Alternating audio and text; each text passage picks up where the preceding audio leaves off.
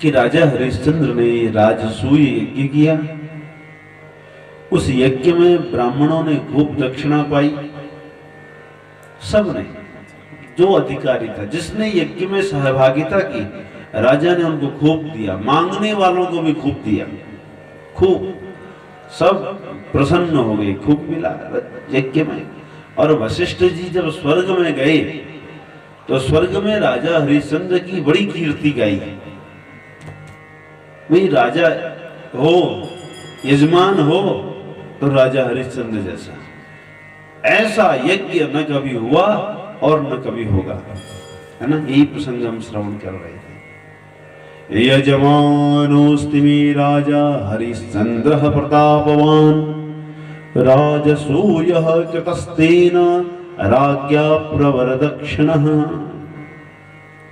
मेरे जो यजमान है हरिश्चंद्र, महाराज वशिष्ठ जी कह रहे हैं, जब यजमान का यश बढ़ता है ना तो ब्राह्मण का भी यजमान के साथ यश बढ़ता है ना।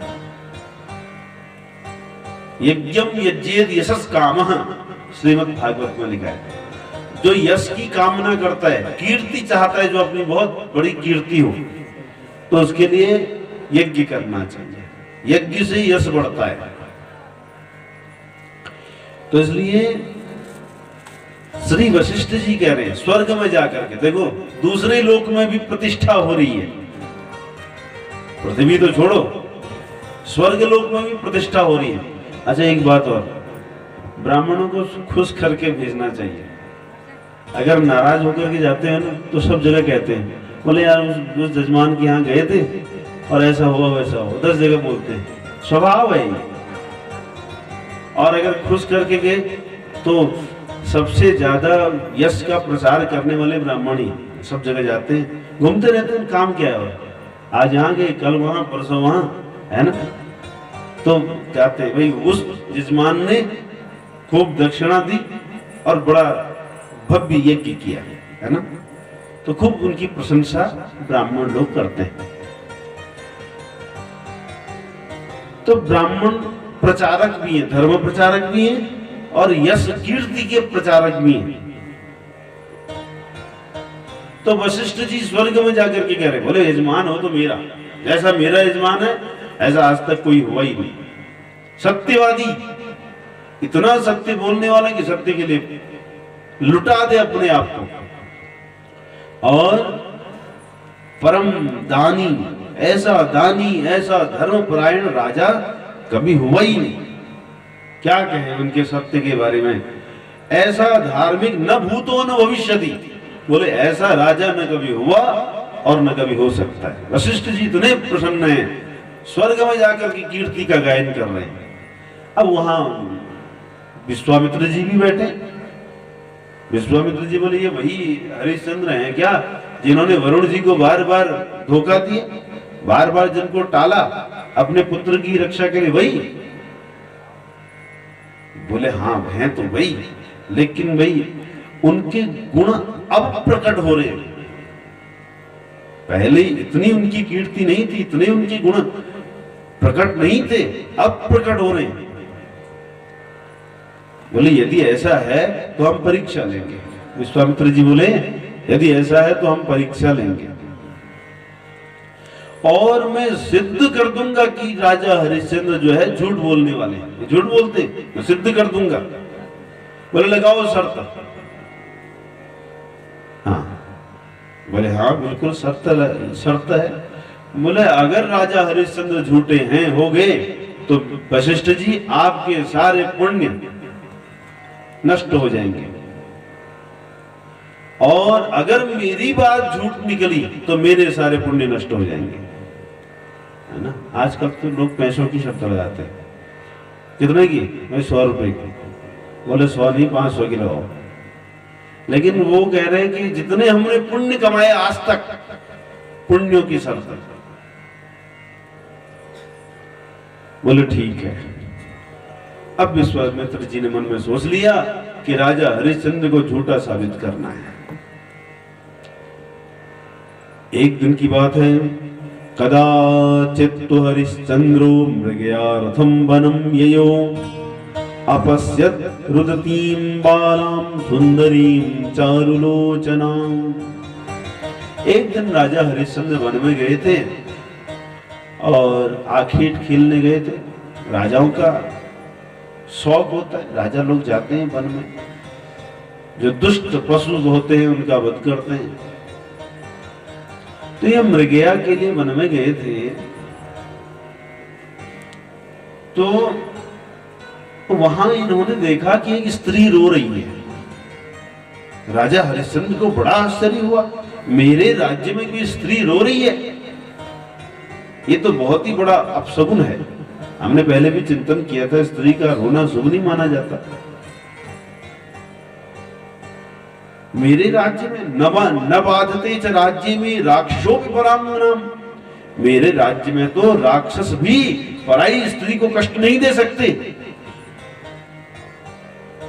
तो ये ऐसा क्यों हो रहा है?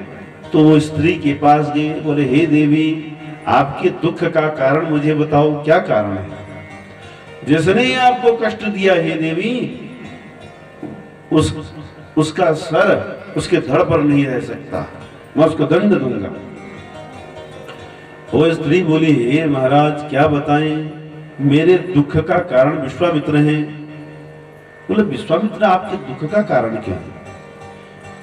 बोले क्योंकि ये विश्वामित्र जो मुनि हैं, ये बड़ा घोर तप कर रहे हैं और उनके तप करने से मुझे बड़ा क्लेश हो रहा है, मैं नहीं देख सकती इनको दुखी, और मेरा नाम कमना है, इसलिए यदि ये विश्वामित्र तप करना छोड़ दें तो मैं प्रसन्न हो जाऊंगी। राजा विश्वामित्र जी के पास गए, बोले महाराज, जो तप होता है वो जगत के कल्याण के लिए किया जाता है, किसी को कष्ट देने के लिए तप नहीं करना चाहिए।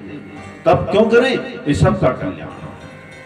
हमारे व्रत से, हमारे सेवा से, हमारी पूजा से कभी किसी को कष्ट नहीं हो, ये भी ध्यान रखना चाहिए। हमारे तप से सबका कल्याण हो, सबको सुख मिले, है ना। सर्वेत्र सुखिनः स्यामः, सबको सुख मिले। हम यहाँ यज्ञ क्यों करें? भुवनेश्वरी को क्यों प्रसन्न करें? क्योंकि जो हमारे ये क्षेत्र है, इस क्षेत्र में भगवती चारों दिशाओं को, दसों दिशाओं को देख रही है। तो जहां जहां तक भगवती की कृपा छाया है, मंदिर की दृष्टि, मंदिर दिखाई दे रहा है, जहां तक सभी सारा क्षेत्र सुखमय हो, प्रसन्न रहे, सब जगह शांति हो, है ना। इसलिए यज्ञ करें। यज्ञ का मतलब ये नहीं है कि मेरी वजह से इसको दुख मिले, ऐसा यज्ञ ठीक नहीं होता। देखो सभी जानते हैं, कनखल में दक्ष ने ऐसा यज्ञ किया, शिव जी को नीचा दिखाने के लिए यज्ञ किया, परिणाम क्या हुआ सभी जानते। तो इसलिए यज्ञ सबके कल्याण के लिए हो। यज्ञ का मुख्य ध्येय क्या हो? सबका कल्याण, सबका साथ है और सबका विकास।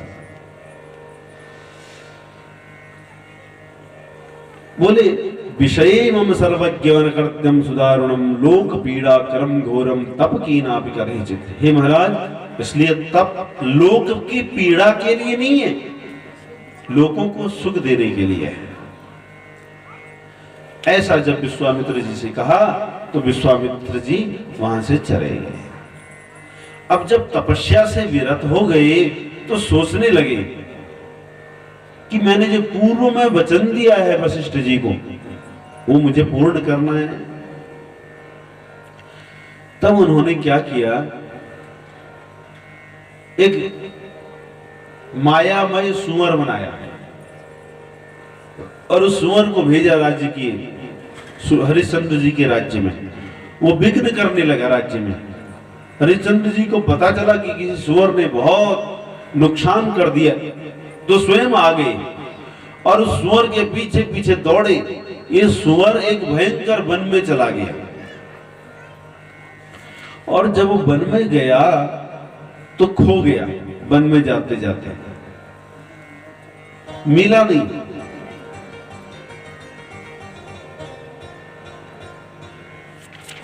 लेकिन जैसे वन में गए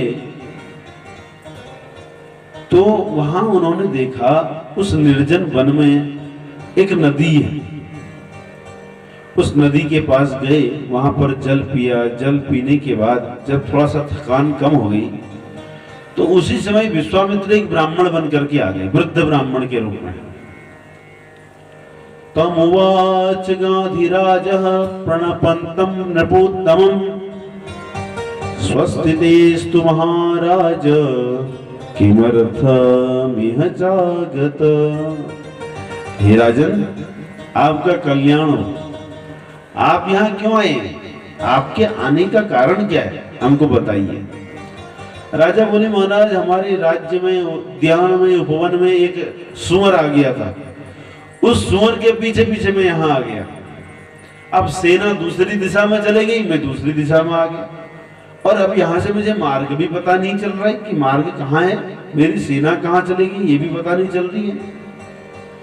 विश्वामित्र जी बोले, आप कौन है? बोले, अयोध्याधिपतिश्चाहम् हरिश्चंद्रोति विश्रुतः राजसूयस्य कर्ता च वांछितार्थप्रदप्सदा। बोले, महाराज मैं अयोध्या का राजा हरिश्चंद्र हूं और मुझसे जो भी वस्तु कोई मांग ले मैं उनकी सभी वस्तुएं उनको प्रदान करने वाला हूं, अब अभिलषित वस्तुओं को प्रदान करने वाला हूं। इसलिए हे ब्राह्मण देवता, आपको भी यज्ञ के लिए यदि धन की आवश्यकता हो तो मुझे बताइए, मैं आपको प्रचुर धन दूंगा कि जिससे आपका यज्ञ सफल हो जाए, है ना। देखो, यदि भगवान ने धन दिया हो ना, ध्यान देकर के सुनना, अगर भगवान ने धन दिया हो उस धन का इस प्रकार सदुपयोग करें। अगर कोई यज्ञ करने के लिए तैयार हो, कोई यज्ञ करना चाहता हो और हमारे द्वार पर कोई आए, महाराज हम यज्ञ करना चाहते हैं, तो आपके धन की आवश्यकता है, तो अपनी सामर्थ्य के अनुसार उनको यज्ञ के लिए धन दें। क्योंकि यज्ञात् भवति पर्जन्यः, यज्ञ से सुख की प्राप्ति होती है, यज्ञ से समृद्धि होती है। इसलिए यज्ञ में सबको सहभागिता करनी चाहिए। तो इसलिए ये जो हमारा धन है ये कहाँ लग रहा है? सत्कर्म में लग रहा है, यज्ञ में लग रहा है। तो सत्कर्म में किया हुआ हमारा कोई भी कर्म साधन ये अनेकों गुणित होकर के इसका फल मिलता है। तो इसलिए राजा हरिश्चंद्र जी ने विचार किया और बोले, महाराज ब्राह्मण देवता, आपको यज्ञ के लिए कदाचित कभी भी धन की आवश्यकता हो ना, मुझे बताओ, जितना आपको धन चाहिए मैं आपको धन दूंगा। इसलिए आगंतव्यम अयोध्यायाम दास्यामि विपुलम धनम। आप अयोध्या आइए, जब भी आपका यज्ञ करने का मन हो तो विपुलम धनम, जितने धन की आपको आवश्यकता हो मेरे से ले जाओ। लेकिन विश्वामित्र जी के मन में तो कुछ और ही है, वो तो परीक्षा चाहते हैं हरिश्चंद्र जी की। विश्वामित्र जी हंसने लगे, बोले, महाराज धन की बातें मत करो, ये तीर्थ है, स्नान करो, अपने पितरों का तर्पण करो, ये दिव्य तीर्थ है। एक बात और बताएं, यहाँ पर विश्वामित्र जी ने जो राजा से कही है बहुत अच्छी बात कही है। प्राप्यम तीर्थम महापुण्यम स्नात्वा यस्तु गच्छति स भवेत् आत्मः भूय इति स्वयं भुवो ब्रवीत्। विश्वामित्र जी बोले, तीर्थ में जाकर के स्नान अवश्य करना चाहिए। हम किसी तीर्थ में जाएं, वहां स्नान करें, देवताओं का दर्शन करें। तीर्थ में जाकर के किसी की निंदा मत करो। अगर तीर्थ में जाकर के किसी की निंदा करते हैं तो हमारे पुण्य नष्ट हो रहे हैं, ध्यान रखना। अगर हम ये अंगुली किसी की ओर उठाते हैं ना, तो 3 अंगुलियां हमारी ओर को आ रही है। हम एक अंगुली को तो देख रहे हैं, लेकिन जो 3 अंगुलियां हमारी तरफ को आ रही है हम इसको नहीं देख पाते। इसलिए तीर्थ में आकर के अपराध नहीं करना चाहिए। तीर्थ में आकर के क्या करें? पुण्य करें, सुख दें। हमसे तन से, मन से, धन से जैसी भी सेवा होती है करनी चाहिए। जैसी सेवा वैसी मेवा। तो इसलिए तीर्थ में जब जाएं, प्राप्य तीर्थम महापुण्यम स्नात्वा यस्तु गच्छति, तीर्थ में जाकर के स्नान जरूर करें और तीर्थ की महिमा को कम न करें, तीर्थ की महिमा को बढ़ाएं। ये कर्तव्य होना चाहिए प्रत्येक जीव का, है ना। जो ऐसा करता है, तीर्थ में जाकर के स्नान आदि करता है, तीर्थ का लाभ लेता है, तो तीर्थ क्या करते हैं, तीर्थी कुर्वन्ति तीर्थान, वो तीर्थ उसके सारे पापों को नष्ट कर देते हैं। लेकिन जो तीर्थ में जाकर के भी कभी इधर देखता है, कभी उधर देखता है, कभी बुरी दृष्टि रखता है ना, और जिसका मन खराब है, तो ऐसे व्यक्ति को तीर्थ जाना भी नहीं चाहिए। तीर्थ में जाकर के उससे अपराध हो जाएगा, पाप हो जाएगा। इसलिए तीर्थ में जाकर के तीर्थ की महत्ता को समझें। जो ऐसा नहीं करता, बोले सब हवेत आत्महा, उसको तो आत्महत्या का पाप लगता है। स्पष्ट लिखा है देवी भागवत जी में, सब हवेत आत्महा भूय इति स्वयंभू मन ब्रवीत। स्वयंभू मनु ने ये बात कही है, जो धर्म की जानने वाले हैं, प्रणेता है। इसलिए हे राजन, तीर्थ में आकर के अपने पुण्य को बढ़ाएं। विश्वामित्र जी करें, तस्मात् तीर्थ वरी राजन कुरु पुण्यम स्वशक्त भी। जितनी सामर्थ्य है, अपनी सामर्थ्य के अनुसार तीर्थ से अपने पुण्यों को बढ़ाएं, न कि पापों को। तीर्थ में जाकर क्या करें, पुण्य को बढ़ाना चाहिए। लोग कई बार हम देखते हैं शराब पी करके मंदिर आ जाते हैं, है ना। इससे क्या हो रहा है, तीर्थ की महिमा कम नहीं हो रही है, हमारे पुण्य कम हो रहे हैं, है ना। तो इसलिए मंदिर में जाएं, तीर्थ में जाएं, पुण्यों को बढ़ाएं, न कि पापों को। पाप को कम करने के लिए तीर्थ जाया जाता है। इसलिए वही बात श्री विश्वामित्र जी कह रहे कि गुरु पुण्यम स्वशक्ति भी। तीर्थ में जाकर के अपने पुण्यों को अपने शक्ति के अनुसार बढ़ाओ। जितनी हमारे पास सामर्थ्य है, तन से, मन से, धन से, वाणी से, क्रिया से अपने पुण्यों को क्या करें, बढ़ाएं। ये सब सीखने वाली बातें, उनको जीवन में धारण करना चाहिए। और हे राजन, जब आप ये सब कर लोगे, तब मैं आपके पास पुनः आऊंगा और आपको आपके राज्य का मार्ग दिखा दूंगा। ऐसे कह करके विश्वामित्र चले गए। हरिश्चंद्र जी ने घोड़े को एक वृक्ष पर बांधा, स्नान किया। स्नान करने के बाद पितरों का तर्पण किया, देवताओं का तर्पण किया, और जब तर्पण कर लिए उसके बाद विश्वामित्र जी के पास आए। विश्वामित्र जी से कहा, महाराज मैंने देवताओं का तर्पण किया, पितरों का तर्पण किया है, अब मैं कुछ दान दक्षिणा देना चाहता हूं, तो आप बताइए मैं आपको क्या दूं। आप जो कहोगे मैं वो देने वाला हूं। गाय, आपको गाय चाहिए तो मैं गाय दूंगा, भूमि, सोना, हाथी, घोड़ा, रथ, जो आप मांगो वो मैं आपको दूंगा।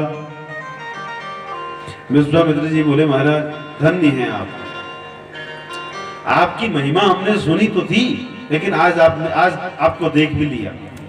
वाकई में आप त्रिशंकु महाराज के पुत्र हैं, और मैंने जो सुना था आपके बारे में कि ऐसा राजा न कभी हुआ न होगा, वो आज देख भी लिया। बहुत अच्छा, बहुत बढ़िया। इसलिए महाराज आज मेरे ना पुत्र का विवाह है, इसलिए आप मुझे धन दे, मुझे धन की आवश्यकता है। भाई हम तो ब्राह्मण हैं, हमारे पास धन नहीं है, इसलिए इस पुत्र के विवाह में जो खर्चा होने वाला है और इस पुत्र के जीवन आगे चलाने के लिए जो धन की आवश्यकता है, वो धन आप मुझे दीजिए। राजा बोले, महाराज आप विवाह कीजिए, आपको जो धन चाहिए वो मैं दूंगा।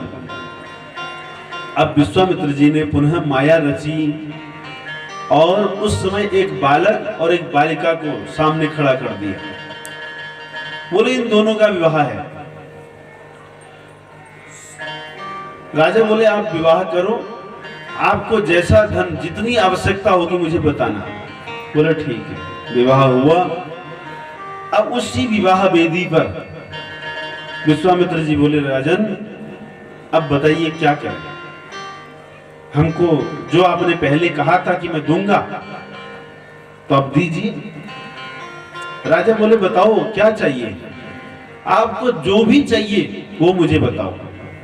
विश्वामित्र जी बोले, राज्यम देहि महाराज वराय सपरच्छदम गजास्वरथरात्नाढ्यम वेदी मध्येति पावने। विश्वामित्र जी बोले, राजन ये यज्ञ की वेदी है, विवाह संस्कार इस पर हुआ है, इसलिए इस वेदी पर आपने पूर्व में कहा भी है मैं दूंगा, तो अपना पूरा राज्य, धन संपत्ति, रथ, हाथी, घोड़े, खजाना के समेत सारा राज्य मुझे दीजिए। ऐसा जब कहा तो महाराज हरिश्चंद्र जी को बड़ा आश्चर्य हुआ और उन्होंने कह भी दिया, ठीक है मैं अपना सारा राज्य मैंने आपको दिया। विश्वामित्र जी बोले, राज्य तो दे दिया, दान तो मिल गया, अब दक्षिणा भी तो दो। भाई दान देने के बाद फिर दक्षिणा दी जाती है। बोले कितनी दक्षिणा होनी चाहिए? बोले कम से कम 2.5 भार दक्षिणा, 2.5 भार सोना दक्षिणा के रूप में चाहिए। बोले महाराज ठीक है मैं दक्षिणा भी दूंगा। ऐसा कह करके राजा जाने लगे, मार्ग दिखा दिया विश्वामित्र जी ने। अब जब चलने लगे फिर सोचने लगे ये मैंने क्या कर दिया, मैंने कैसा दान देने के लिए वचन दे दिया, और पहले तो मैंने पूरा राज्य दे दिया संपूर्ण सामग्री सहित, और राज्य के साथ साथ 2.5 भार सोना भी देने की प्रतिज्ञा कर ली। ये मुनि ने, इसने तो मुझे ठग लिया। विचार करने लगे और बहुत दुखी हो गए राजा हरिश्चंद्र। अपने महल में आए, पति को दुखी देखकर के सैब्या ने पूछा कि हे प्रभु क्या बात है, किम प्रभु विमनाभासी का चिंता ब्रूहि सांप्रतम, आपको क्या दुख है, क्या कष्ट है, मुझे बताइए। अब तो आपका पुत्र वन से घर आ गया है और आपने राजसूय जैसा महान यज्ञ भी कर लिया है, अब किस बात का शोक, कैसी चिंता, ये हमको बताइए। राजा हरिश्चंद्र जी ने सारी बात बता दी, जो जो घटा था। रानी ने कहा, हे महाराज अब जो कह दिया वो तो कह दिया, अब हमको तो वैसा व्यवहार करना ही पड़ेगा। राजा प्रातः काल उठे, संध्या वंदन करके जैसे उठ ही रहे थे कि उसी समय महाराज विश्वामित्र जी आ गए, उसी ब्राह्मण के रूप में। बोले महाराज, हे राजन, आपने जो कल संकल्प किया था कि राज्य दूंगा, तो मुझे राज्य अपना दीजिए, और जो आपने दक्षिणा के रूप में सोना देने की बात कही है वो भी मुझे दीजिए। राजा हरिश्चंद्र बोले, स्वामिन राज्यम तवेदम मे मया दत्तम किलाधुना त्यक्त्वान्यत्र गमिष्यामि मां चिंता कुरु कौशिक। विश्वामित्र जी बोले, राजन आपने जो पूर्व में संकल्प किया था ना मुझे राज्य दूंगा, तो दे दो, अभी दो। राजा बोले, मैंने जो वचन दिया है वो मैं अवश्य पूर्ण करूंगा। आज से, अभी से ये मेरा संपूर्ण राज्य सारी सामग्री के समेत आपका है, और अब मैं इस राज्य को छोड़ करके कहीं और चले जाऊंगा। विश्वामित्र जी बोले, ठीक है, दान तो मिल गया, अब दक्षिणा दो जो आपने कही थी कि 2.5 भार सोना मैं दूंगा। राजा बोले कि हे महाराज विश्वामित्र जी, अब मेरे पास तो कुछ है ही नहीं, जब सब आपका है तो मैं दक्षिणा कहां से दूं, अभी मेरे पास नहीं है। लेकिन दानम ददामिते तावद्यावन्मेषा धनागम पुनश्चेत काल योगेन तदा दास्यामि दक्षिणाम। हे महाराज, अभी मेरे पास धन नहीं है, और जैसे ही मेरे पास धन आएगा तो मैं आपको दक्षिणा दे दूंगा। मैंने कहा है तो मैं अपने वचन को सत्य करके आपको दूंगा। मैं वचन कर दे चुका हूं, इसलिए मैं सूर्यवंशी राजाओं का ये नियम है, प्राण जाए पर वचन न जाए। मैं दूंगा, वन में चले जाऊंगा। विश्वामित्र जी बोले, सारी पृथ्वी मेरी है, इस पृथ्वी में आप कहीं नहीं रह सकते। ऐसा जब कहा तो हरिश्चंद्र जी ने जब राज्य विश्वामित्र जी को दे दिया, उनकी पत्नी और उनके पुत्र चिंतित हो गए। राजा ने राजसी वेश उतारा, पुत्र रोहित ने भी, इनकी पत्नी माधवी सैब्या ने भी वल्कल वस्त्र धारण किए, साधारण वस्त्र धारण किए और अयोध्या छोड़ करके जाने लगे।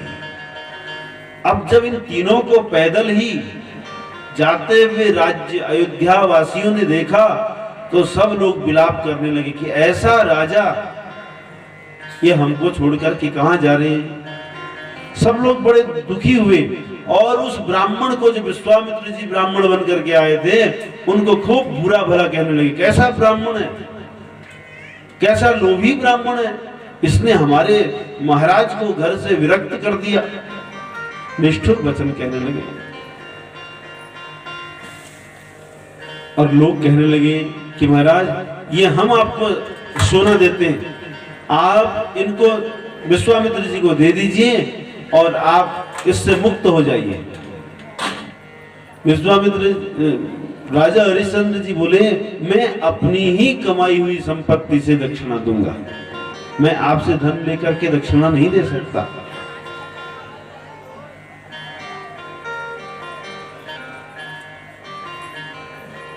अब राजा धीरे धीरे धीरे धीरे चलते जा रहे, सायंकाल हो गई।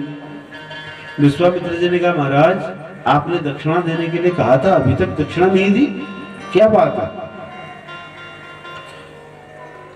हरिश्चंद्र जी बोले, महाराज, हे विश्वामित्र जी, मैंने आपको दक्षिणा देने के लिए कहा है, मैं जरूर दक्षिणा दूंगा। मैं सूर्य वंश में उत्पन्न राजा हूं, सूर्य वंश समुद्भूत क्षत्रियो हम महीपति, मैं सूर्य वंश में उत्पन्न हूं, मैं आपको अवश्य दक्षिणा दूंगा, ऐसा आप जान लीजिए।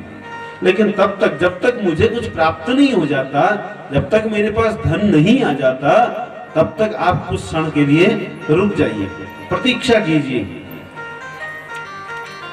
विश्वामित्र जी बोले, देखो, सारा राज्य तो मेरा हो गया, आपका सारा खजाना मेरा हो गया, अब आप धन कहां से दोगे? ऐसा बोल दो कि मैं आपको दक्षिणा नहीं दे सकता, बोल दो तो मैं आपसे नहीं कहूंगा मुझे दक्षिणा दो। राजा बोले, नहीं, जब मैंने कहा कि मैं दूंगा तो मैं जरूर दूंगा, मैं दक्षिणा आपको जरूर दूंगा, लेकिन अभी नहीं दे सकता, क्योंकि अभी मेरे पास सामर्थ्य है ही नहीं, अभी मेरे पास धन नहीं है। जैसे ही मेरे पास धन आएगा मैं आपको अवश्य दूंगा, लेकिन अभी हमको जाने दीजिए। हे ब्राह्मण, आप धैर्य रखिए, अभी मेरा शरीर, मेरी पत्नी का शरीर, मेरे पुत्र का शरीर स्वस्थ है, हम धन कमा सकते हैं, आपका ऋण मैं उऋण कर दूंगा। और महाराज, हम काशी की ओर जा रहे हैं, क्योंकि काशी में तो किसी का राज्य नहीं, भगवान शंकर का राज्य है वहां तो विश्वनाथ जी, विश्वनाथ जी की नगरी है।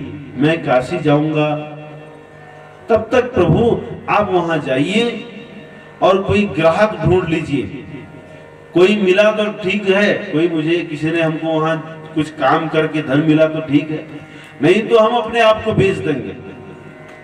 हाँ, और हमको अपने आप को बेच करके जो भी धन मिलेगा हम उसको दक्षिणा स्वरूप आपको दे देंगे, किसी का दास बन जाऊंगा। त्रीत्वा देहम तुतम नूनम ऋणम दास्यामि ते द्विजः, अपने आप को बेच करके आपका आपकी दक्षिणा जरूर लौट देंगे हम। ऐसा कहकर के महाराज हरिश्चंद्र अपनी पत्नी और पुत्र के साथ भगवान शंकर की उस दिव्य नगरी जहां शिव शिवा विराजमान है, गौरी शंकर जी साक्षात विराजमान है, वहां पहुंच गए और भगवान के दिव्य दर्शन को पा करके, विश्वनाथ जी का दर्शन पा करके श्री हरिश्चंद्र जी ने अपने आप को कृतकृत्य समझा, जीवन सफल हो गया, बड़े प्रसन्न हो गए। गंगा जी के तट पर आए, अपने पितरों का तर्पण किया, देवताओं की पूजा की। अब चारों तरफ घूमने लगे कि हमको कोई ऐसा कार्य मिल जाए कि जिससे विश्वामित्र जी की दक्षिणा दी जाए। अब ऐसा ढूंढ ही रहे थे, देख ही रहे थे कि विश्वामित्र जी आ गए। बोले महाराज दक्षिणा दो। बोले अभी तो हमको कुछ काम मिला ही नहीं, हम कहां से आपको दक्षिणा दें। विश्वामित्र जी बोले देखो हे राजन, 1 महीना बीत गया है और अभी तक आपने कोई दक्षिणा नहीं दी। आपने पूर्व में ये भी प्रतिज्ञा की थी कि कम से कम 1 महीने का समय दो और 1 महीने में हम आपको दक्षिणा दे देंगे। अब 1 महीना बीत गया, अभी तक आपने दक्षिणा नहीं दी। बोल दो मैं नहीं दे सकता, तो मैं क्यों तुम्हारे पीछे पड़ा रहूंगा, मैं क्यों आपके पास बार बार अपना टाइम बर्बाद करने के लिए आऊं। आप बोल दो मेरे पास नहीं है तो मैं नहीं आऊंगा। राजा बोले नहीं, मैं आपको दूंगा दक्षिणा, मैंने वचन दिया है, आपको मैं दक्षिणा जरूर दूंगा। लेकिन सुनो, अभी ना दिन का आधा भाग बचा है, अभी पूरा दिन बीत नहीं गया, अभी बहुत बचा है समय। विश्वामित्र जी बोले यदि आज आपने दक्षिणा नहीं दी तो शापम तव प्रदास्यामि, मैं आपको श्राप दे दूंगा। बोला ठीक है महाराज। अभी विचार करने लगे कि मैंने प्रतिज्ञा तो कर दी कि आज सायंकाल तक दक्षिणा दे दूंगा, लेकिन दूं कैसे, मेरे पास तो अभी तक कोई साधन ही नहीं है, कहां से लाए धन। और यहां तो न कोई मेरा मित्र है, न कोई अपना स्वजन है काशी में, और अगर माना कोई मित्र मिल भी जाता है तो उससे हम धन ले नहीं सकते। भाई किसी से पैसा लेकर के दक्षिणा देना ये बात भी अच्छी नहीं है। क्या करें, धन की याचना, अगर किसी से धन मांगे भी तो कैसे मांगे। भाई राजा का काम देना है, मांगना थोड़ी है। राजा होकर के हम किसी से मांगे ये अच्छी बात नहीं है। ऐसा सोचते सोचते महाराज हरिश्चंद्र जी की आंखों में से आंसू आ गए। इतना बड़ा संकट आज तक जीवन में ऐसा कभी नहीं हुआ। हमने दिया ही दिया है, खूब दिया है, खूब बांटा है, लेकिन हम अभी तक, आज ऐसी परिस्थिति आ गई है कि हमको दक्षिणा देने के लिए पैसा नहीं है, धन नहीं है। राजा के मन की बात रानी समझ गई।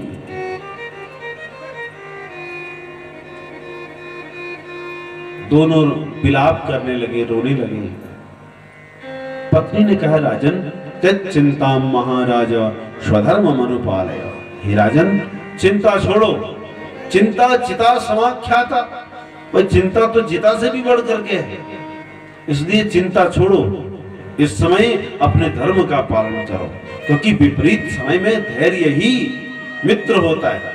धैर्य धारण करो और अपने धर्म पालन के लिए दृढ़ हो जाइए, दृढ़ संकल्प होकर के अपने धर्म का पालन कीजिए। देखो इसे कहते हैं पत्नी, जो विपत्ति के समय में भी साथ दे, खड़ी रहे कि हम आपके साथ हैं। धीरज धर्म मित्र अरुणानी, धीरज धर्म मित्र अरुणानी, धीरज धर्म मित्र अरुणानी, धीरज धर्म मित्र अरुणानी, आपत्काल परखिए टारे, आपत्काल परखिए आपत्काल परखिए चारी, आपत्काल परखिए चारी। आपत्ति में विपत्ति में ही पता चलता है कि कौन मित्र है, कौन अपना है, कौन पराया है, कौन वास्तव में ये पति हमारा है कि नहीं है, या ये पत्नी मेरी ही है। विपत्ति के समय पता चलता है। जो विपत्ति के समय में साथ दे वही अपना है, वही मित्र है। और पत्नी का कर्तव्य है, पति का कर्तव्य है, पत्नी का कर्तव्य पति के प्रति, पति का कर्तव्य पत्नी के प्रति है कि विपत्ति के अवस्था में भी धर्म को न छोड़े, धर्म में स्थिर रहें, एक दूसरे को धर्म में स्थिर रहने के लिए प्रोत्साहन दें। लोग कहते हैं आपत्ति काले मर्यादा नास्ति। आपत्ति के समय ही मर्यादा पहचानी जाती है, विपत्ति में ही देखी जाती है कि आपने मर्यादा को कैसे जिया है, धर्म को कैसे जिया है, विपत्ति में ही पता चलता है। पत्नी ने समझाया आप अपने धर्म में स्थिर रहिए, मैं आपके साथ हूं। जब तक मैं आपके साथ हूं आपको चिंता करने की क्या आवश्यकता है महाराज। हे राजन, आपने अनेकों बार यज्ञ किए हैं, अनेक यज्ञ किए हैं, मैंने आपका वो वैभव भी देखा है और आपको खुले हाथ से खूब दान देते हुए भी देखा है, इसलिए आप चिंता न करें। यदि बहुत ही बड़ी विपत्ति आ जाएगी जब हम दक्षिणा देने में समर्थ नहीं हो पाएंगे, राजन मैं हूं, आप मुझे बेच दो और मुझे बेच करके जो धन मिलेगा ना उससे दक्षिणा दे दो। ऐसा जब रानी ने कहा तो राजा तो मूर्छित हो गए। ऐसा दिन भी जीवन में कभी आएगा हमने सोचा नहीं था। अरे जिस पत्नी को अपने प्राण से भी अधिक प्रेम करते हैं उसको बेचना पड़ेगा, वो भी धन के लिए। व्याकुल हो गए, निपपावत वहीं पृष्ठे मूर्छयाति परिप्लुतः, मुख होंठ सूख गए, मुख सूख गया, मलिन हो गया, पृथ्वी पर मूर्छित हो गई राजन। उनकी पत्नी ने संभाला, महाराज धैर्य धारण कीजिए। उसी समय रोहित रोने लगा, मां बहुत दिन हो गए कुछ खाया नहीं, भूख लग रही है, कुछ खाने के लिए तो दो। क्या करें, चारों तरफ से विपत्ति आती है ना, चारों तरफ से घेर करके आती है। न जाने कितने दिन से अन्न नहीं मिला है, और ये वो हैं जो राजकुमार हैं, चक्रवर्ती राजा के पुत्र हैं, है ना, जिनकी सेवा के लिए हजारों दास दासी खड़े हैं। आज पृथ्वी पर निर्वस्त्र होकर के, एक वस्त्र पहना हुआ है, भूख के लिए, अन्न के लिए तरस रहे। मां भूख लगी है, कुछ तो दो। तात तात प्रदयन्नम मातर में देहि भोजनम। ए पिताश्री मुझे भूख लगी है, मां भूख लगी है, कुछ तो दो। इसी समय विश्वामित्र जी पहुंच गए, राजन अभी तक तुमने दक्षिणा की व्यवस्था नहीं की, लाओ मेरी दक्षिणा दो। क्या करें, विश्वामित्र जी ने जल का छींटा लगाया हरिश्चंद्र जी को, उठे, सामने देखा कि ब्राह्मण है। विश्वामित्र जी को क्रोध आ गया, राजन आपके पास धन नहीं है तो कह दो ना, मैं नहीं दे सकता, क्यों मुझे आप बार बार परेशान कर रहे हैं। देखो, सत्ये प्रोक्तः परो धर्मः, स्वर्गः सत्ये प्रतिष्ठितः, अश्वमेध सहस्रम तो सत्यम च तुलया धृतम्।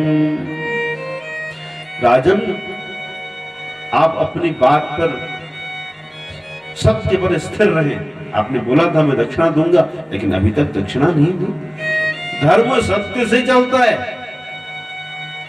ये सारी पृथ्वी, तीनों लोग स्वर्ग में स्थित हैं।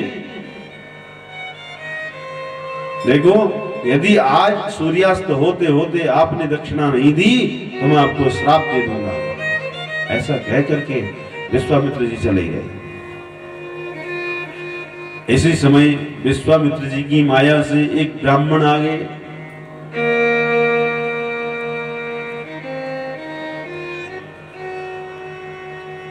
ब्राह्मण बोले, महाराज आपको यदि हमसे कोई धन चाहिए ना, हमसे ले लो,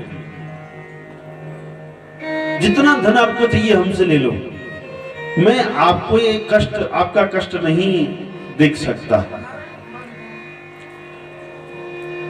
राजा बोले कि हे ब्राह्मण, हमने आज तक दिया ही दिया है, खूब दिया है, और ब्राह्मणों को तो खूब दिया है, हम देने वाले हैं। ब्राह्मणों का काम है यज्ञ करना, यज्ञ कराना, दान लेना, दान देना, ब्राह्मणों का काम है। हमारा काम है देना, यज्ञ करना, अध्ययन करना, दान देना और प्रजा की रक्षा करना, ये हमारा राजा का कर्तव्य है, क्षत्रिय का कर्तव्य है। हमारा काम दक्षिणा लेना नहीं, याचना करना हमारा काम नहीं है।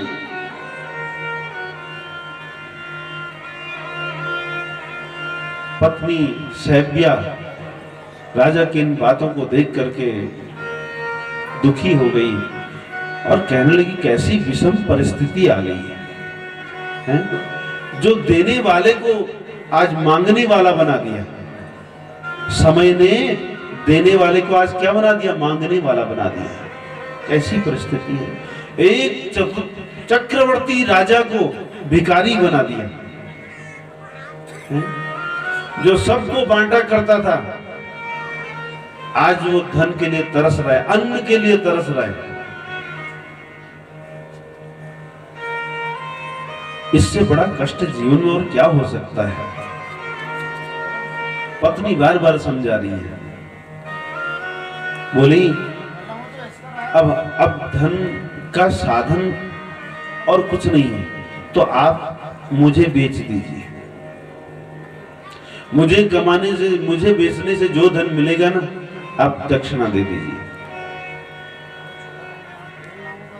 इसी समय विश्वामित्र एक ब्राह्मण का रूप बन करके आ गए। विश्वामित्र जी बोले, महाराज मुझे दासी चाहिए,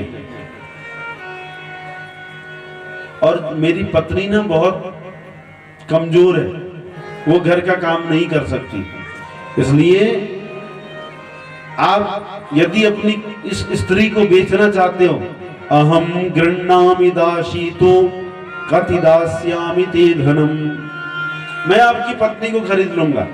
बताओ क्या धन दो, क्या धन चाहते हो, कितना धन चाहते हो इस पत्नी से आप?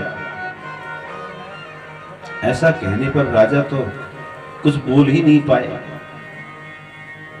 अरे जिसने अपना सार सर्वस्व पति को दे दिया हो, जिसने अपने आप को सब कुछ समर्पित कर दिया हो, उस पत्नी को कितने धन में बेचा जाए?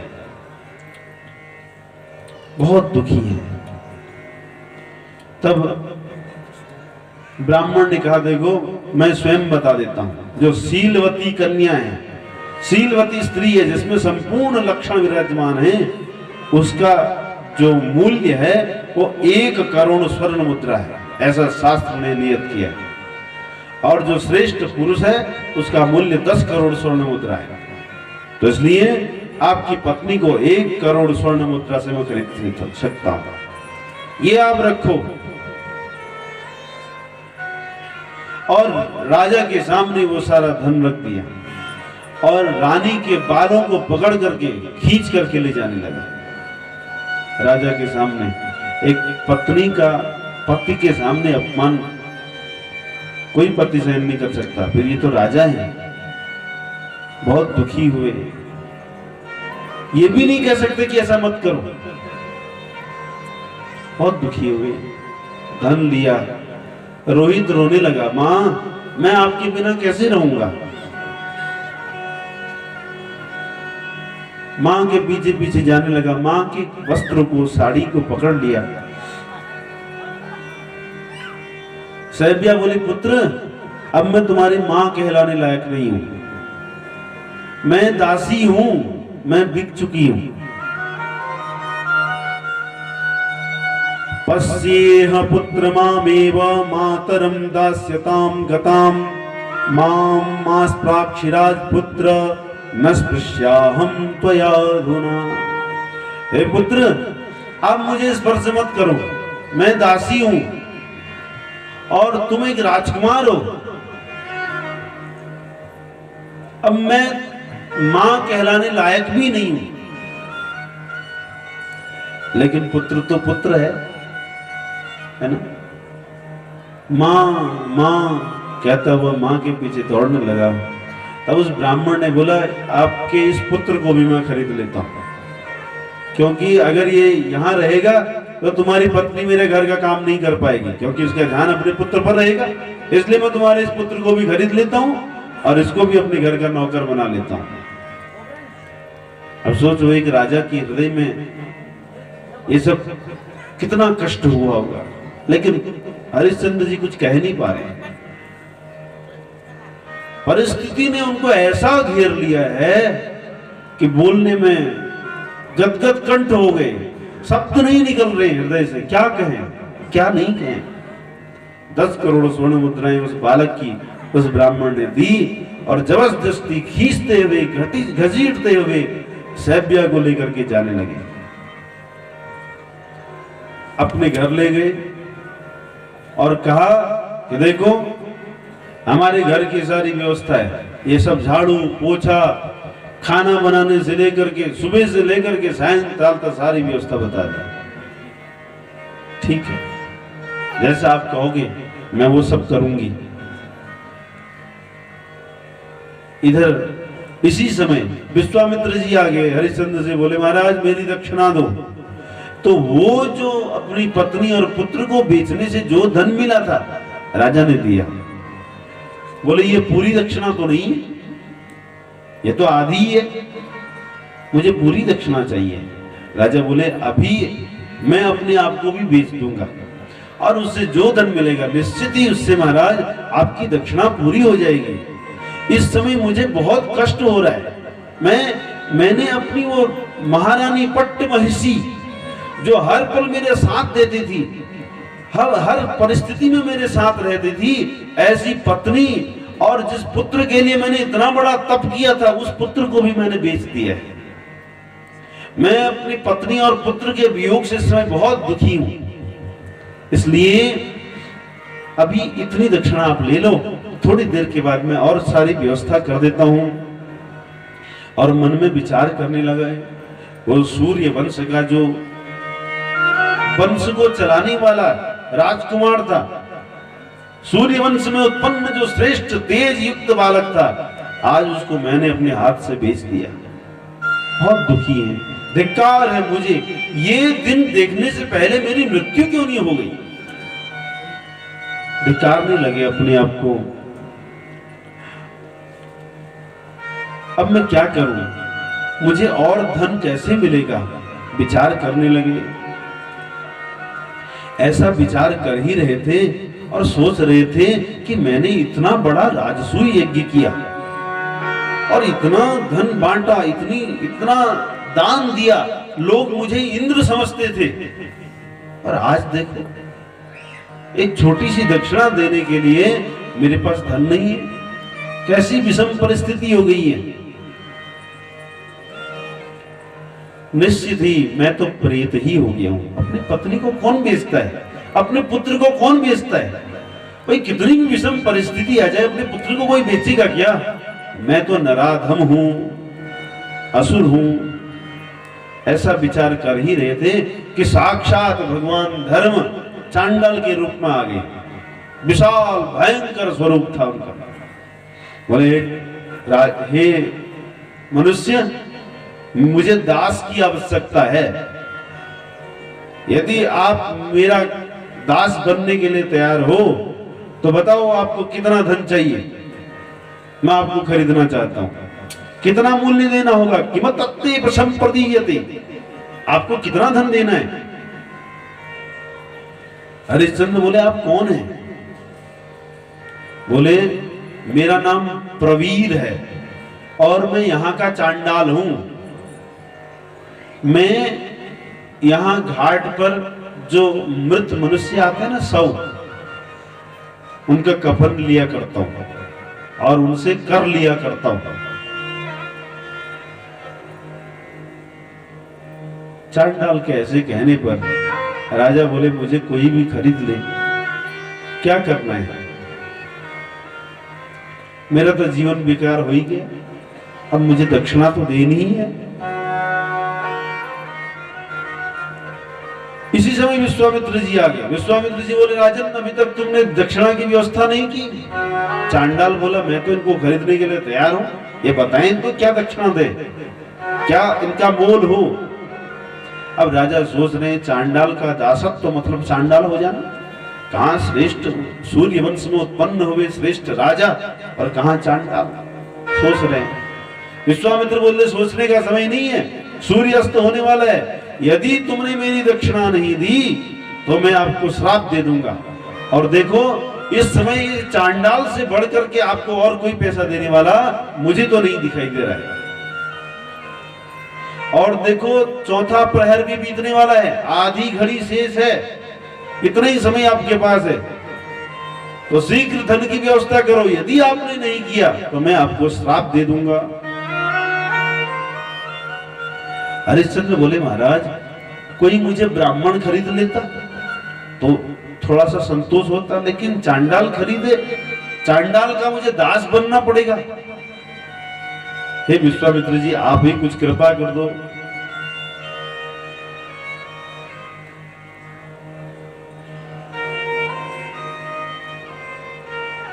तो राजा बोले कि कोई ब्राह्मण मुझे खरीद लेता। विश्वामित्र जी बोले, ऐसे करो, ठीक है, मैं तुमको खरीद लेता हूं, मेरा दास बन जाओ, मेरे वचन जैसा मैं कहूंगा वैसा करोगे? बोले, हाँ, आपका तो मैं हमेशा दास हूं, आप बोलो, जो आप कहोगे मैं वो करूंगा। विश्वामित्र जी ने जब ऐसा कहा तो राजा प्रसन्न हो गए। तो विश्वामित्र जी तुरंत चांडाल के पास गए और चांडाल से कहा, बताओ आप इसका क्या मोल दोगे? मुझे दास की आवश्यकता नहीं है, मुझे तो धन की आवश्यकता है। ऐसे कहने पर चांडाल ने उनकी जो आधी बची दक्षिणा थी विश्वामित्र जी को दे दी। अब चांडाल का दास हो गए हैं, ऐसा जान करके बहुत दुखी हुए राजा हरिश्चंद्र। चांडाल हरिश्चंद्र जी के हाथों को बांध करके अपने भवन में ले आए, बांध दिया। इधर आकाशवाणी हो गई कि हे राजन, आपने जो दक्षिणा कही थी वो दक्षिणा पूरी हो गई है। ऐसी जब आकाशवाणी हुई तो इंद्र आदि सभी देवता साधु साधु कह करके हरिश्चंद्र जी की महत्ता को गाने लगे। और विश्वामित्र बोले, राजन, आज आप मुझसे मुक्त हो गए हो, आपने जो दक्षिणा देनी थी दक्षिणा पूरी होगी। ऐसा कह करके विश्वामित्र चले। चांडाल उनको बांध करके अपने घर लेकर के आए, जंजीर में बांध करके अपने घर आकर के उन्होंने राजा हरिश्चंद्र को बांध दिया। काशी के दक्षिण भाग में जो शमशान है, उस शमशान का वो रक्षक था चांडाल। आज्ञा दी, हे राजन, हे हरिश्चंद्र, सुनो, ये दंड आपका है। आज से मृतकों के वस्त्र, शवों के वस्त्र कफन के रूप में आपने लेना है। और आज्ञा दी कि कितना धन राजा को जाएगा, कितना धन हरिश्चंद्र का होगा, कितना धन मेरा होगा, भाई ये बांट करके हिसाब बता दिया। अब राजा हरिश्चंद्र उस शमशान घाट में रहने लगे, अपना कर्म मर्यादा पूर्वक अपने कर्मों को करने लगे। वो शमशान घाट हमेशा शवों से भरा रहता था, हमेशा वहां से धुआं निकलते रहता है, दुर्गंध वहां पड़ी हुई है, दुर्गंध आ रही है, हजारों प्रकार की गंध वहां निकलती है। कोई शव पूरे जले हुए हैं, कोई शव आधे जले हुए हैं, उन शवों को जलाने का काम भी इनका है।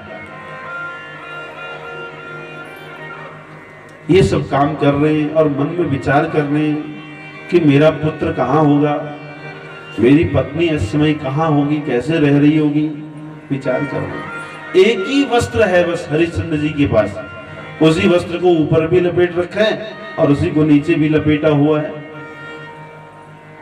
भूख प्यास जब लगती है तो लोग अपना जो पिंडदान वहां पर करते हैं सबों के लिए, उसमें से जो पिंड होता है उसी पिंड को खा करके अपना शरीर की व्यवस्था बना रहे, वो भूख मिटा रहे। इस प्रकार एक वर्ष बीत गया, 12 महीने बीत गए। हरिश्चंद्र न दिन में सोते हैं न रात में सोते हैं, नींद ही नहीं आती। एक दिन की बात है, एकदा तु गतोरन्तुम बालकै सहितो बहिः वाराणस्यां नातिदूरे रोहिताख्य कुमारकः। एक बात की बात है, रोहित इनका जो पुत्र है हरिश्चंद्र जी का, खेलने के लिए घर से बाहर चला गया बच्चों के साथ। वहां खेलते खेलते उसने सोचा कि चलो थोड़ी कुसा और थोड़ा समिधा लकड़ी लेकर के जाएं, जिससे हमारी जो स्वामी है ब्राह्मण ये खुश हो जाए, क्योंकि वो ब्राह्मण उनको देख करके कभी खुश नहीं रहते थे, हमेशा प्रताड़ित करते रहते थे, डांटते रहते थे माँ को और रोहित को। तो ये देख करके रोहित बहुत दुखी हो जाते हैं। उन्होंने अपनी माँ को महारानी के रूप में देखा है, आज एक दासी के रूप में देख रहे हैं, तो बालक बहुत दुखी है। सोच रहे चलो माँ का इतना ही काम कम हो जाएगा। स्वयं कुसा तोड़ने लगे और वो लकड़ी उठा करके जाने लगे, तो पास में गंगा जी के पास इनको प्यास लगी, जल पीने लगे। लकड़ी नीचे रखी, जल पी करके जैसे ही लकड़ी के पास पहुंचे, बोझ उठाने लगे, तो उसी समय एक सर्प आ गया और सर्प ने इन रोहित को डस लिया। जैसे ही डसा उसकी मृत्यु हो गई। अब बालकों ने दौड़ के हुए इसकी मां के पास गए, बोले हे देवी, आपके पुत्र को सांप ने डस लिया है और उसकी मृत्यु हो गई।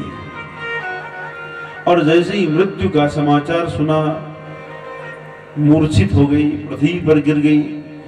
दुख की कमी थी क्या, जो एक दुख और आ गया, भयंकर संकट, चारों तरफ से दुख ही दुख आया। जान करके अपने आप को संभाल नहीं पाई रानी सैफिया, मूर्छित हो गई, पृथ्वी पर गिर गई।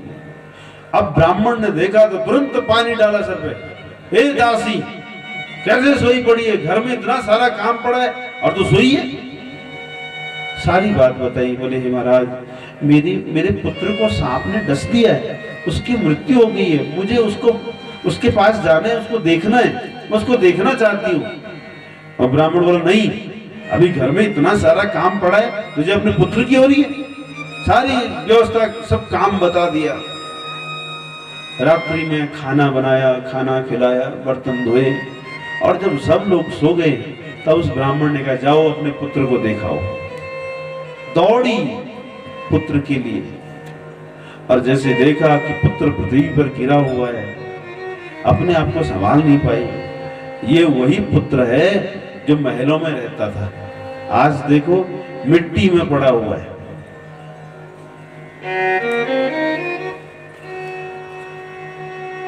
शोकाकुल हो गई। न लुप्यते यथा प्रातः कर्म गृहममेति च ततस्त्वेकाकिनी रात्रो विलपन्ति जगामः। जोर जोर से विलाप करने लगी, रोने लगी। अपने पुत्र को जो एक राजकुमार था, एक भिखारी की भांति पृथ्वी में पड़ा हुआ देखा तो हृदय सूख गया। आंखों से निरंतर अश्रुधारा बहाते हुए अपनी गोदी में बालक को ले लिया और बार बार जोर जोर से करुण क्रंदन करने लगी। समझ गई कि ये तो निष्प्राण है, इसमें प्राण नहीं है। फिर भी बहुत बार प्रयास कर रही है कि क्या पता जाग जाए, लेकिन जब जिसका देह छूट गया कैसे उठे।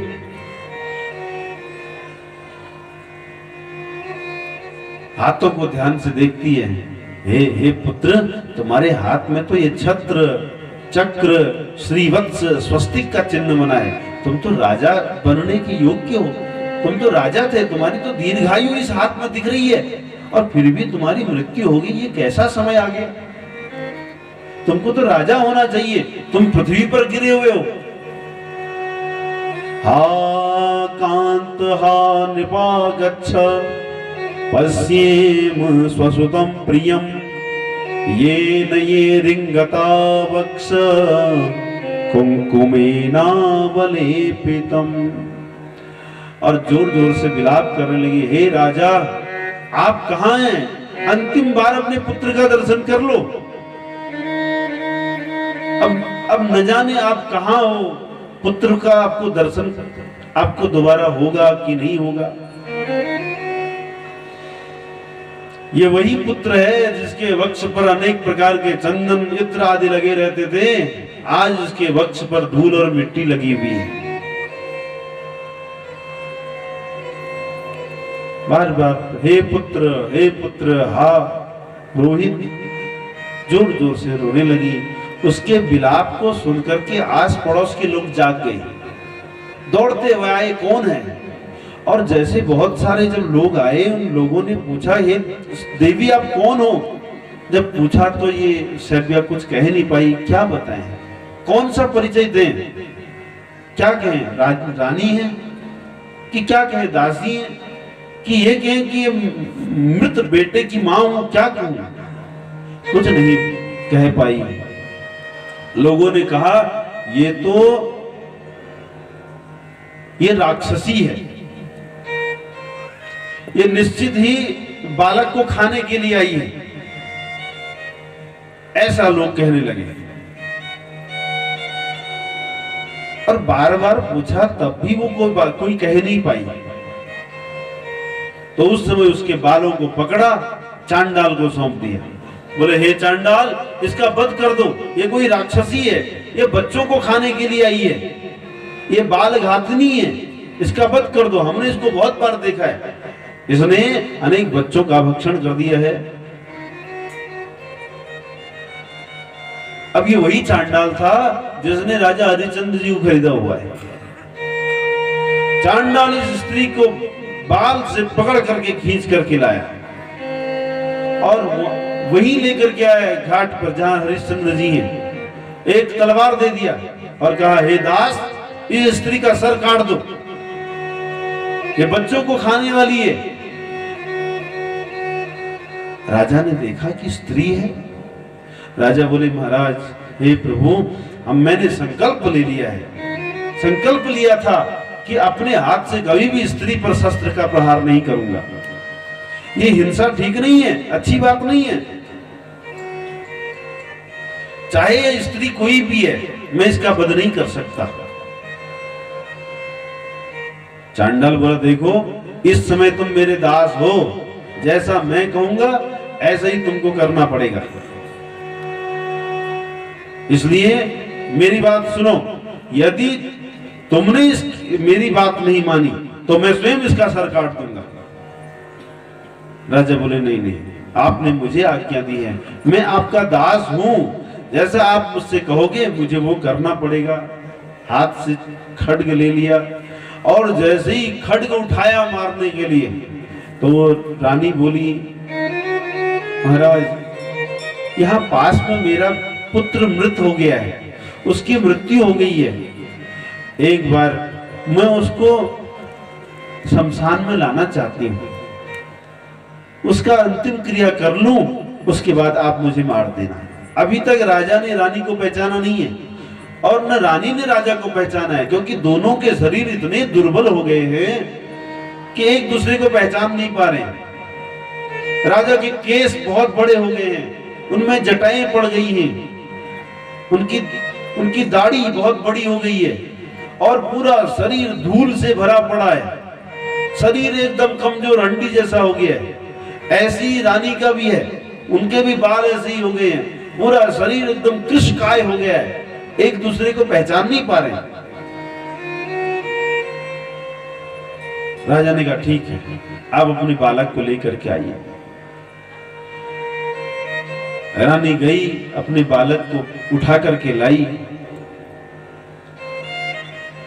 और कहने लगी ये वही बालक है जिसके कारण मुझे इतना दुख हो रहा है। और विचार करने लगी न जाने मेरे पति कहाँ हैं, राजा कहाँ हैं। हे राजन, आप इस समय कहाँ हैं? एक बार आप अपने इस बालक का मुंह तो देख लो। अब राजा ने जब बार बार एक ही शब्द को सुना, इनको संदेह हो गया, कहीं ये मेरी पत्नी सैब्या तो नहीं, क्योंकि इनका जो शब्द है, इनकी जो वाणी है, इनका जो बोलने का तरीका है, वो मेरी पत्नी सैब्या जैसा ही है। फिर आए, इन्होंने बालक के ऊपर से वो कपड़ा जैसे ही हटाया तो पहचान गए ये तो रोहित है। प्रत्यभिज्ञाय देवीतां पुत्रं च निधनं गतं कष्टं ममैव पत्नीयं बालकश्चापि मे सुतः। विलाप करने लगे, ओहो ये तो मेरा ही बेटा है, ये मेरी पत्नी है। मूर्छित हो गए, विकल होकर के, बेहोश होकर के पृथ्वी पर गिर गए। अब तो रानी ने भी राजा को भी पहचान लिया, कैसी परिस्थिति आ गई। निरीक्षण्यद्य घोरेण विषेणाधिगतोऽधुना एवमुक्त्वा तमादाय बालकं बाष्पगदगदः। बालक को गोदी में पकड़ लिया, अपने वक्ष पर लगा लिया हरिश्चंद्र ने, और जोर जोर से रोने लगे। अपने नेत्र के जल से मानो रोहित का अभिषेक, स्नान करा दिया हो। और जब रानी ने भी राजा को पहचान लिया तो दोनों अपनी विकलता को देख करके रोने लगे। रानी बोली अब तो ठीक ही हो गया है, हे राजन, आपको आपका पुत्र मिल गया है और अब मैं जी नहीं सकती। मैंने बहुत कष्ट सहन कर लिया, अब इससे ज्यादा कष्ट सहन करना मेरे बस में नहीं है। हे राजन, इससे अच्छा और क्या होगा कि आपके हाथों से मेरी मृत्यु होगी। उठाओ खड्ग और मेरा सर काट दो, अब मैं नहीं जी सकती। आपके हाथों से मेरी मृत्यु हो तो मेरी मृत्यु भी सफल है, अब मैं नहीं जी सकती। रोने लगी। ऐसा जब सैब्या ने कहा तो हरिश्चंद्र अपने आप को संभाला और विचार करने लगे। मां सत्यम तव राजेन्द्र परद्रोहस्तु पातकम एतदा कर्ण राजा तो पपात भुवि मूर्छिता। ऐसा जब सैब्या ने कहा तो राजा तो हाथ से खड्ग गिर गया, मूर्छित होकर के पृथ्वी पर गिर गए। हे देवी, हे प्रिय, तुमने ऐसी बात कैसे कह दी? अरे मैं तो किसी भी स्त्री पर खड्ग नहीं उठा सकता, फिर आप तो मेरी प्रिया हो।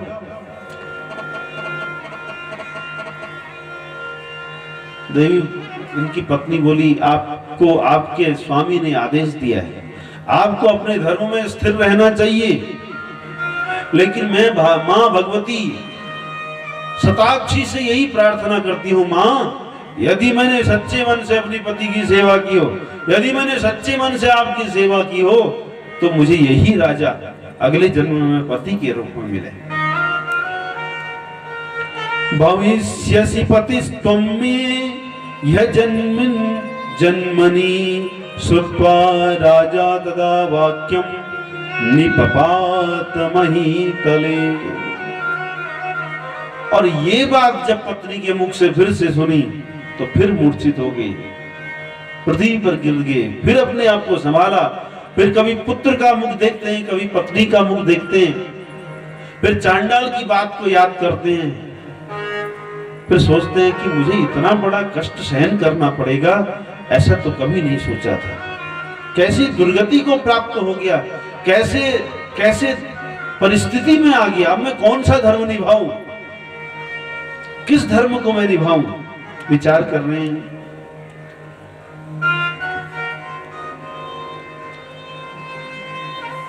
लेकिन चांडाल की बात तो मुझे माननी ही पड़ेगी। राजा बोले, अब मुझे कुछ भी समझ में नहीं आ रहा है देवी, क्या करें?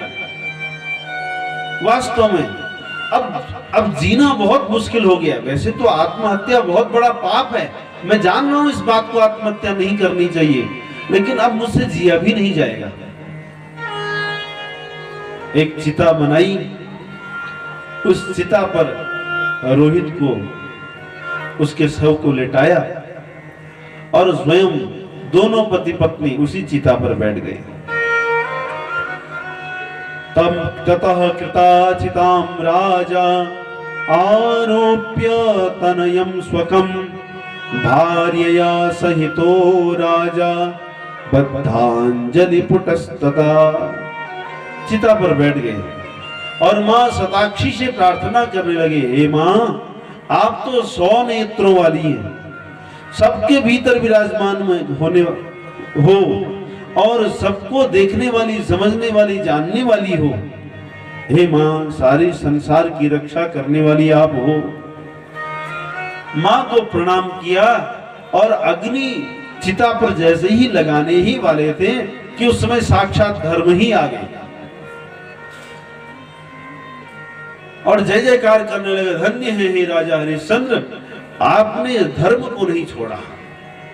सारे देवता प्रकट हो गए, ब्रह्मा जी आ गए, स्वयं धर्म आ गए, विश्वदेव, मरुदगण, लोकपाल, नाग, सिद्ध, गंधर्व, रुद्रगण, अश्विनी कुमार, सूर्य, चंद्रमा, सभी देवता सामने प्रत्यक्ष हो गए। सब जय जयकार करने लगे, धन्य है राजन, धन्य है। मां राजन साहसम कार्ष्णी धर्मो हम त्वामुपागतः तितिक्षादवशत्वाद्यै त्वद्गुणै परितोषत। हे राजन, सहनशीलता, इंद्रियों को जीतने का सामर्थ्य और सत्य धर्म को धारण करने का जो आपने साहस किया है, इसको देख करके देखो, आज मैं साक्षात धर्म आपके सामने हूं। इंद्र बोले, मैं महाराज इंद्र हूं, मैं स्वर्ग का अधिपति, देखो आपके श्रेष्ठ कर्मों के कारण आपके सामने हूं। उस समय इंद्र ने स्वर्ग से अमृत की वर्षा रोहित के ऊपर कर दी और रोहित उठ करके बैठ गया। बड़े प्रसन्न हो गए राजा, मृत पुत्र को स्वस्थ देखा राजा ने, बड़े प्रसन्न हो गए। सुकुमार तनु स्वस्थ प्रसन्न प्रीति मानस, प्रसन्न हो गए अपने पुत्र को जीवित हुआ देख करके, हृदय से लगा लिया और स्वर्ग से सभी देवता जय जयकार करते हुए पुष्पों की वर्षा करने लगे। इंद्र ने कहा, राजन, आपने जो कर्म किया है, इस कर्म के कारण हम सभी देवता आपसे प्रसन्न हैं। चलो, हम आपको स्वर्ग, सशरीर स्वर्ग ले जाने के लिए तैयार हैं।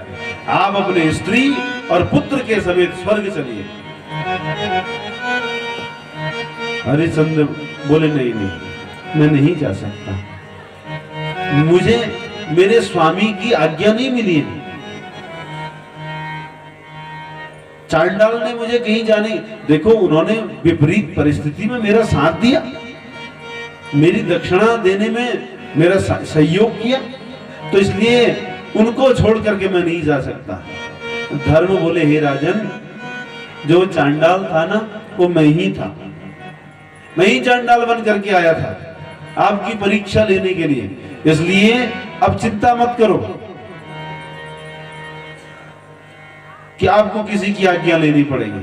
राजा बोले, नहीं नहीं, एक बात और मेरे मन में है कि भाई मेरी प्रजा, उसको छोड़ करके मैं कैसे जाऊं।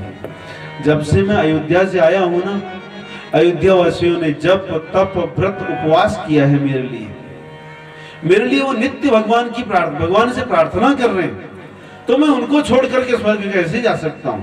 मैं नहीं जा सकता। हाँ, यदि आप मेरे सभी उन प्रजा को मेरे साथ स्वर्ग ले चलना चाहते हो तो मैं आपके साथ आ सकता हूं। इंद्र बोले, बहूनि पुण्य पापानि तेषां भिन्नानि वै नृप कथं संघात भोज्यं तु भूप स्वर्गमभीप्ससि।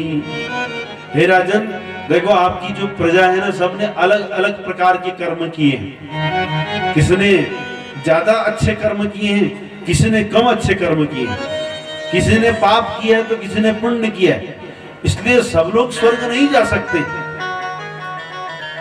राजा बोले यदि ऐसी बात है तो महाराज मैं भी स्वर्ग नहीं जा सकता, मुझे अपनी प्रजा को छोड़ करके नहीं जाना है।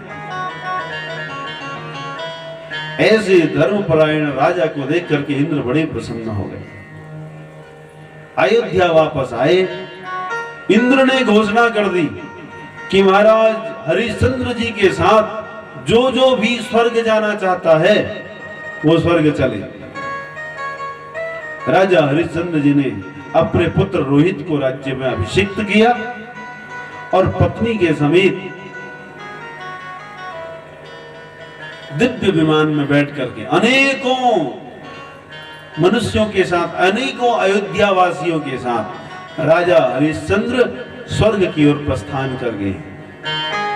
बोलो भगवती भुवनेश्वरी मैया की जय हो। बोलो शताक्षी मैया की जय हो। राजा हरिश्चंद्र की जय हो। तो ये शताक्षी का चरित्र, शताक्षी के भक्त का चरित्र हमने श्रवण किया।